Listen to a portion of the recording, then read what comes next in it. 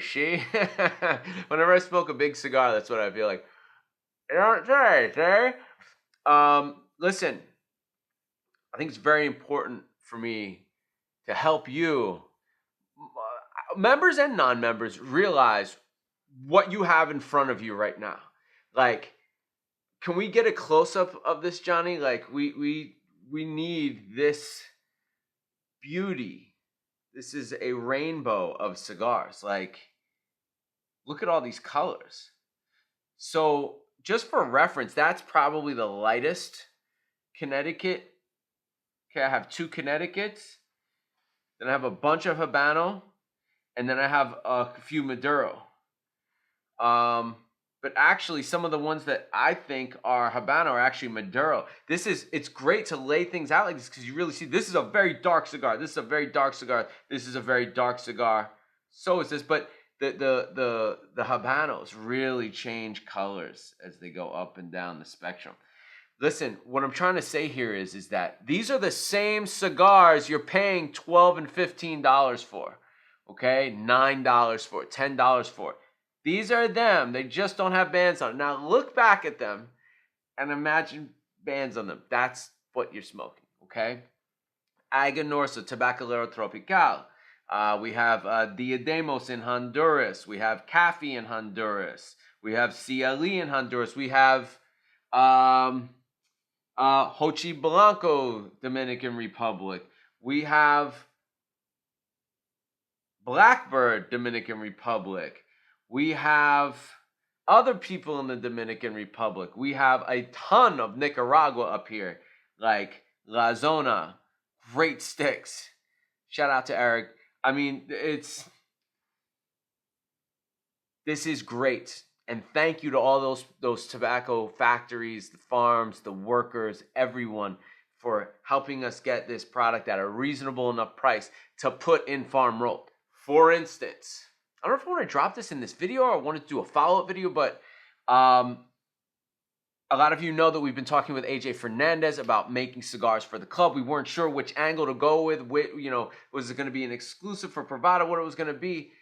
And then I started getting the guy's mantra on why he makes cigars and what the belief system behind it is, and that company wants everyone to be able to afford their cigars.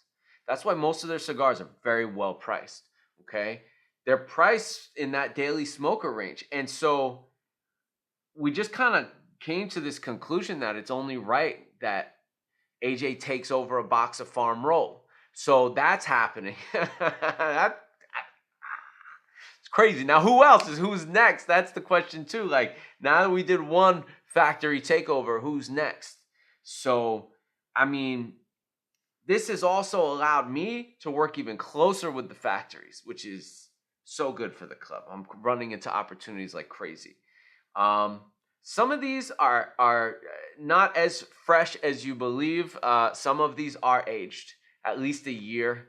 Most of them probably 6 months by the time they get made, rest, get to us, and then really get to us. So that's, they're not like you're smoking green cigars by any means. These are probably more aged than most things that you'll pull off a shelf at a brick and mortar that moves, a reasonable amount of cigars.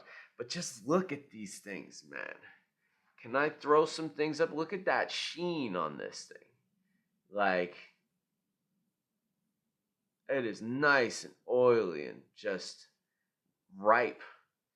Okay? Oh, I'm going to put the first Bandit. Man, maybe I shouldn't. I'm going to talk about it. I don't know which farm roll box this will go in, but this is going in a farm roll box. This is from Hochi Blanco. I was told it was one of the best 60 ring gauges the guy's ever made. And he doesn't make a lot of them. And then I smoked it and I was like, wow, this is special. 7x48 Connecticut shade. Churchill.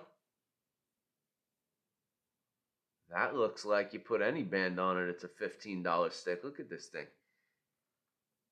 Oh.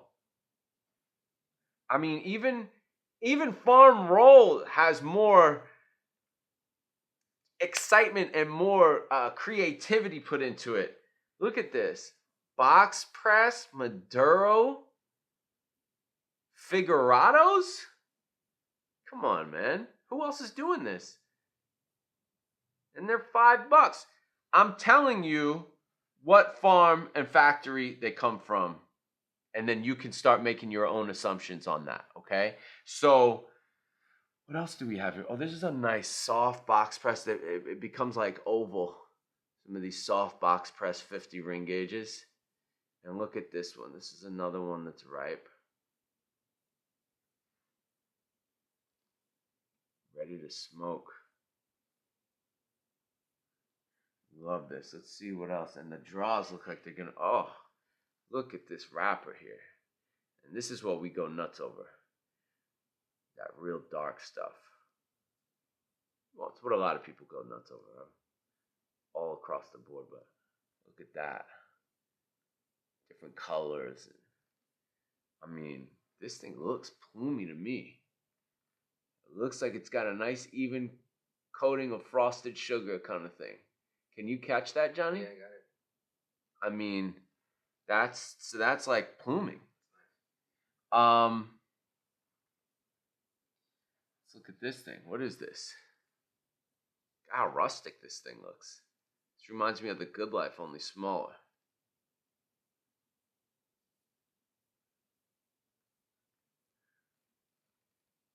Another one that looks dusty. I'm not going to call it plumey, but it does look a little dusty with that. The oils are kind of... Get it in closer. Hold on, hold it right there. You know?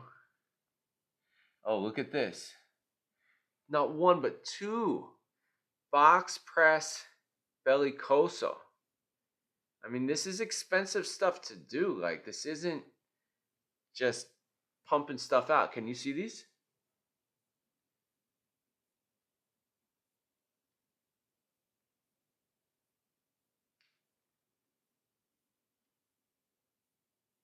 I mean, and then we got a Connecticut version too.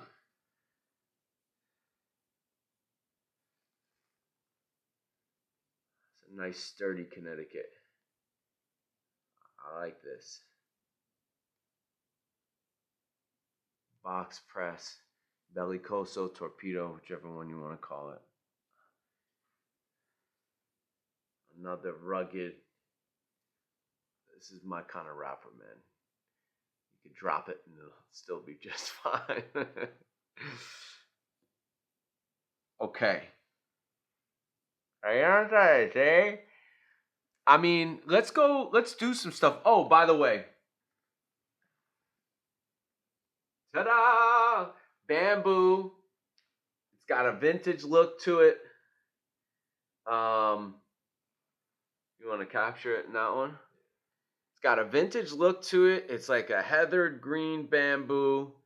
It looks like it'll age pretty well.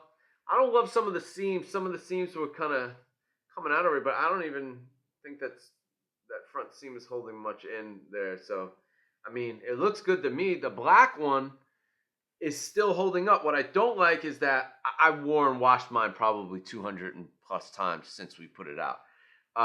The paint seems to come, it gets vintagey real quick. Not real quick, probably after 50 to 100 washes. So be careful if you want to keep it looking super fresh, that black one. But you'll notice that the material never really fades. So for them to be able to get this vintage looking thing out of bamboo, I think that's pretty cool. I'm going to do a pre-order on that. I'll have that up by Friday, so I'll let you know when that happens. So that's a little insight into farm rolled. I'm going to sit here and smoke all of these cigars and just revel in the fact that we have these in farm rolled. Again, this is probably the thing I'm most proudest of.